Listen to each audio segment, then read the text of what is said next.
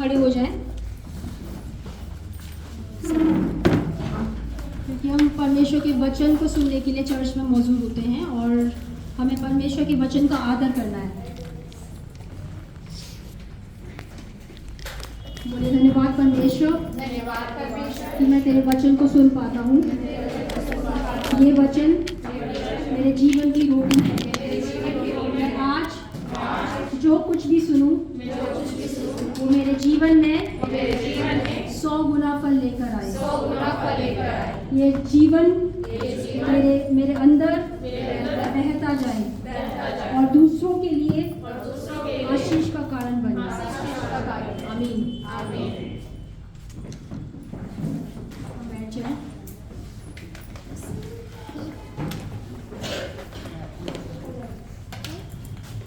परमेश्वर ने मुझे पिछले दिनों में एक वचन से बात करी और जो कुछ मैंने सीखा मैं उसको आपके सामने रखना चाहूँगी। आप निकालिए जल्दी से वचन रोमन्स 12:1।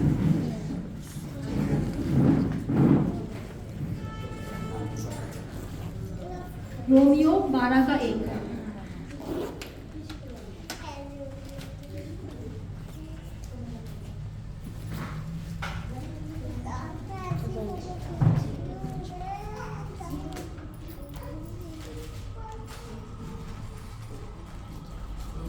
जिसने भी निकाला है आप जल्दी से पढ़ें वचन को।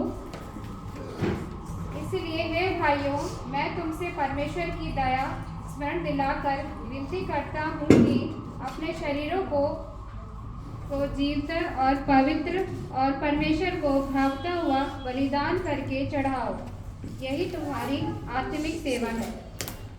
हालेलुया। तो हम जो कि मसीह लोग हैं, हम कहते हैं कि हम यीशु मसीह को जानते हैं। कोई 5 साल 10 साल 15 साल और बचपन से हम यीशु मसीह को जानते हैं।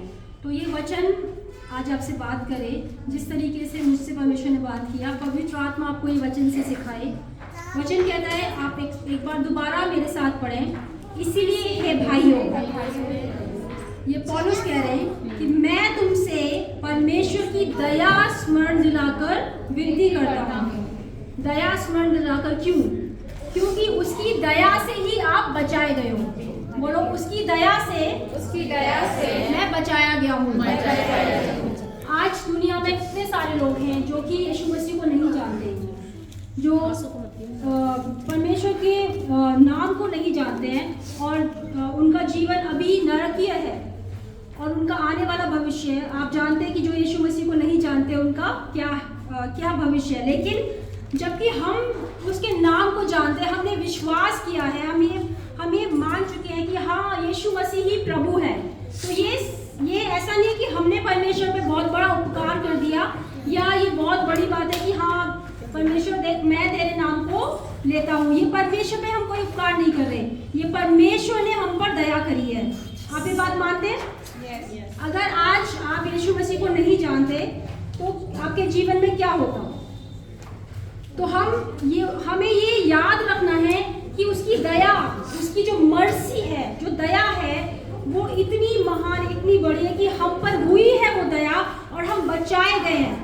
तो उस दया को पौलुस याद करके हमें ये स्मरण करा रहे हैं, हमें ये याद दिला रहे हैं कि अपने शरीरों को, आगे पढ़िए, अपने शरीरों को जीवित और पवित्र और परमेश्वर को भावता हुआ बलिदान करके चढ़ाओ।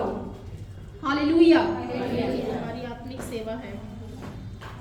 तो हमने यीशु मसीह को अपना उद्धारकर्ता ग्रहण किया है, हम यीशु मसीह को जानते हैं और हम ये मानते हैं कि हाँ, हमारा जीवन बचाया गया है ना। लेकिन यीशु मसीह पे विश्वास करना, उसके नाम को जानना, जीवन बचना बहुत बड़ा झूठ है। ये एक झूठ है कि आपने यीशु मसीह को उद्धारकर्ता मान लिया, बपतिस्मा ले लिया तो आप बच जाओगे। नहीं, वचन कहता है कि अपने उद्धार को संभाल के रख, उसकी रखवाली कर। आप एक टाइम पे आपने यीशु मसीह पे विश्वास किया था, एक टाइम पर उसको आपने उद्धारकर्ता ग्रहण किया था, लेकिन आज आप कैसी चाल चल रहे हैं? आज क्या आपका जीवन परमेश्वर को भा रहा है? क्या आपका चाल चलन देखकर परमेश्वर आपको कह रहा है कि हाँ, मैं तुझसे खुश हूँ, मैं तुझसे प्रसन्न हूँ? क्या